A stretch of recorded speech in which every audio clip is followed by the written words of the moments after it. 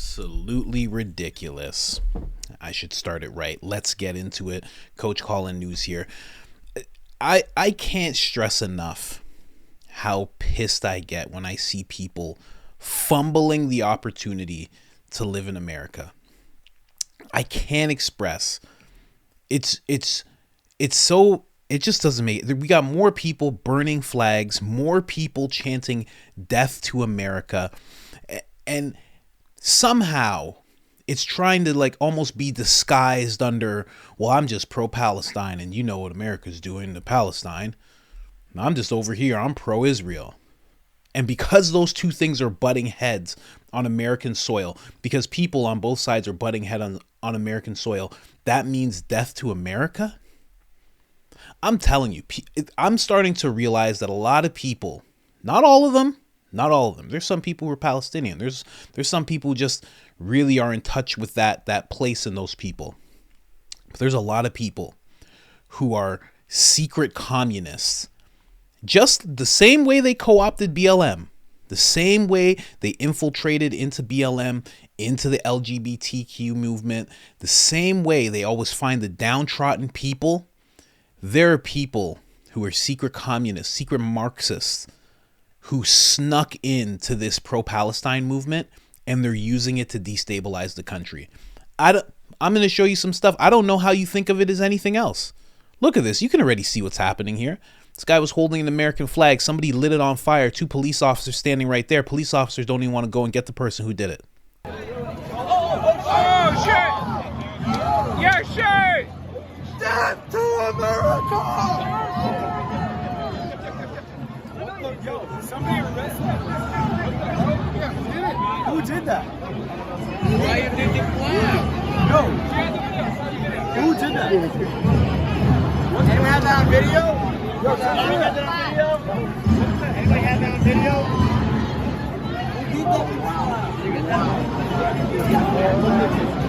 Somebody's burning the American flag. What do you think about the burning of the American flag? Burn it down. You hear that at the end? What do you think about somebody burning the American flag? This girl says, love it, burn it down. What the, man, I don't get it. I don't get it, man. You know, I guess that's the price for making the freest place in the world, is that eventually it spawns things like that as well. Because I don't know if that random woman who looked like she could be a Karen is some secret Marxist. Probably some Biden voter. I don't know. But I guess that's a price that comes along with it. You make it the freest place. You give people the most freedom of speech. You go find other places. They don't have freedom of speech. Canada doesn't have freedom of speech. You don't have freedom of speech in the UK. J.K. Rowling was under threat of going to jail because she misgendered someone. Irish politicians are saying, you know, the point of freedom, real freedom, is restricting freedoms. They're doing mental gymnastics to their population. Let's not even talk about China, India. People don't get it, man. It's one of those things. You won't get it until it's gone. You just won't get it until it's gone, man. And you know what the funny thing is about so many people who are pro-Palestine? That if those people had an opportunity, if those people in the Middle East had an opportunity to come over to America, they would just be head down working. They'd be like, oh, I can just work. When do the people come that come to hurt us? Oh, they don't come. Do I get a house? I get a house. A real house? With beds. Okay. I'm working as hard as I possibly can to amass as much as I can. I'm safe. I've never been safe before. This is perfect. I'm just going to work. What happens when I walk to work? Oh, I don't walk to work. I get a car? Wait a second. Yeah, people just don't get it, man. They don't get it. Especially, again, the essence of luxury beliefs. What do you think about that person burning the American flag? Love it. Burn it down. With a clear, it's not like she had a different, it's not like she had a Middle Eastern accent or something. That's just an American woman. Why are you saying that? This is so crazy, man. Here's this. Watch some more of this. I'm truly pissed off when I see stuff like this. You just don't get it. People don't get it. I'm telling you, I made another video just before, and I was talking about how people should have to go through that Scared Straight program, where it's like little black kids, little poverty kids, they have to like go to jail, and the inmates yell at them to set them straight, or it's like a drill sergeant type person. People should have to do that in other parts of the world. You should just have to just live in another part of the world for a little bit. Go to the parts of Africa. Go to parts of the Middle East. Just go be there and see how great it is. See how much you like it. Like, leave, man. Like, if you don't like it, leave. Because this is why I think it's co-opted. Because what you're saying instead is, well, I'm not going to leave, and I want to see it all burn down. So then what's going to replace it? Well, I want a terrible, oppressive regime to come and replace it, because that's what this place deserves. You're saying that's what you deserve? Where are you going to go after? It's the last stand, man. People don't get it, man. I'm telling you. Here, watch this. Our Fox and Friends with this. This is unbelievable. Anti-Israeli protesters find the Hezbollah flag in front of the New York Stock Exchange. Yes, the terroristic flag located in Lebanon. They're chanting also "Death to America" in a few languages while marching through the streets of various cities in America.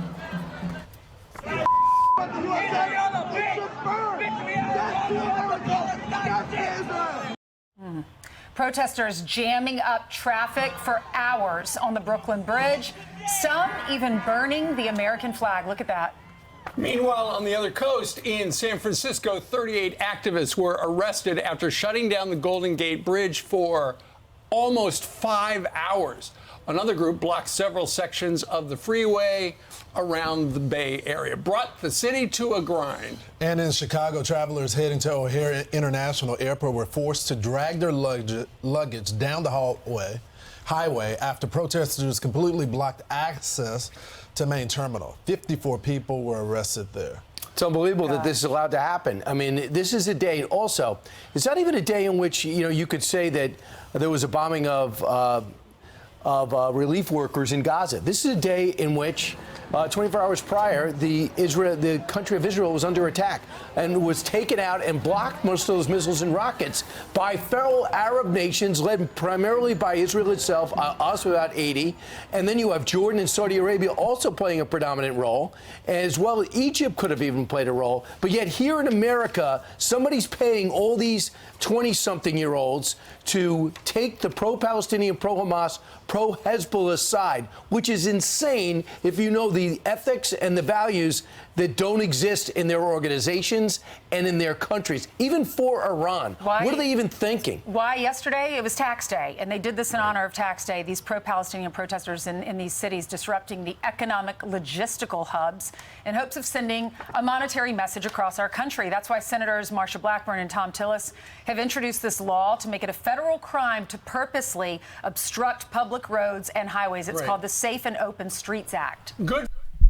How's that not a law already? What? How's jaywalking something that gets enforced? And again, I guess it's one of those prices you pay for having the freest place in the world. People assemble like that. It's a protest. You can't do anything about it because you have to give them their freedom, and they don't even realize that they're fighting for places that don't have that freedom, right? And they're trying to bring the freest place in the world down to that level because they feel that the elites deserve it, but the elites are already rich and they're going to stay that way, and they'll leave if they really have to, and you're going to be the only one that's going to suffer. It's so crazy to me. It's so crazy to me. You have no idea. I don't know who these people think they are. Honestly, that's why I say, and it's funny, this gentleman, I think that was, I think his name's Brian. He said these people are being paid. It seems that way, right? You look at all this, and right away I think of Agenda 2030. You look at all the things that they were showing, all of the different imagery that they were showing, and I just think like, oh yeah, well, Agenda 2030, there will be a few superpowers, and America won't be one of them. That's literally their plan. That's literally what they have in mind to do. They want to make it so America is not a superpower and there are multiple superpowers. Well, what do you have to do in order to do that? You can't go to America and say, hey, can I please be a superpower too? No. You have to actually make it so it's not a superpower so other ones can step in, other ones can form. That's why I look at this and listen, I feel, when I see Gaza, I feel for it. I go, wow, terrible. So glad I'm not in that situation. Couldn't possibly fathom it. I'm so happy my family's safe. But at the same time, when I see people in North America screaming pro-Palestine, and they're trying to link that to death to Israel and then also death to America, you're a communist. You're a communist. That's what you are. I can't see it any other way, because you're calling for the destruction of another place. You're just trying to lump it all together. And that is what these guys do. When they co-opt movements, they just lump it all together. I saw it in 2020. You'd go to a protest, and the protest would be going on for a couple days. They'd go and meet back in the same place, and it would be a black fist with Black Lives Matter sign. And then it would be a black fist with a rainbow behind it. And the next thing you know, the next day it would be Trans Lives Matter with a black fist, and you can't even tell what it's about anymore. Happens all the time. When they co-opt things, they just mash it all together because they're just trying to take all the underdogs. Because if they can get enough of the underdogs, then they can actually have a majority and still claim to be fighting for minorities. That's all. That's all I'm seeing with this. You're telling me, I'm looking at it still. It's actually pissing me off. It's actually pissing me off a lot. You're telling me that in order for Gaza to have justice, you have to scream death for America on American soil. You're trying to make that case. You're a Marxist. And the thing is, I'm not jumping to conclusions. I've read too much of the literature.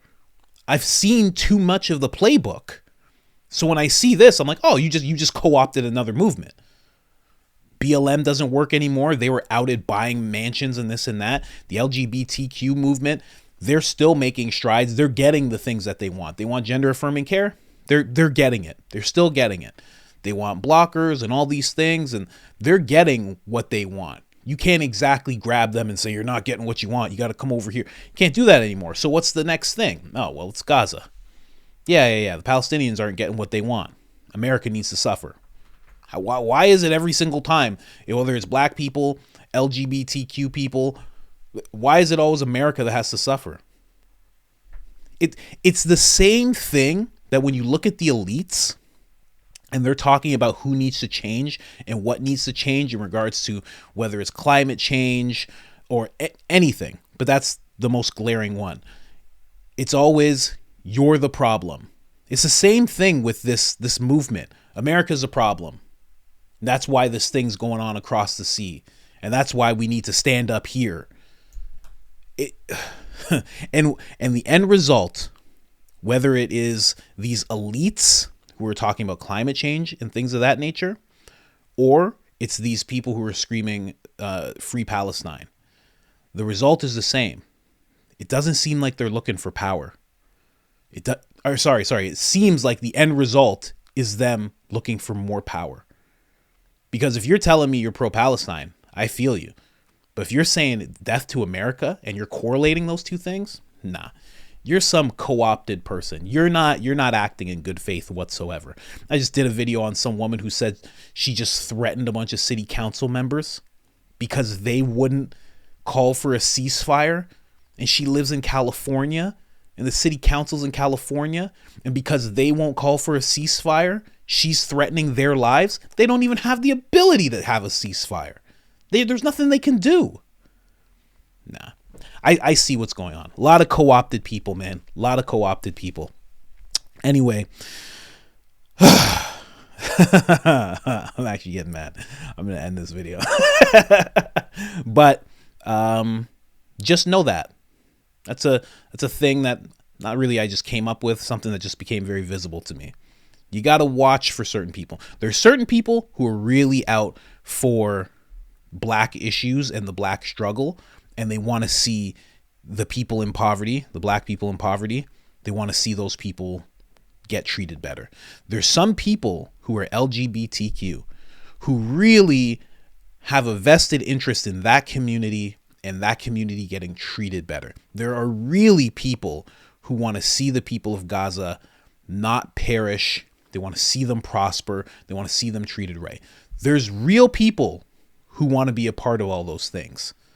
But there's also, within each of those that I just mentioned, there are co-opted people who are not acting in good faith at all.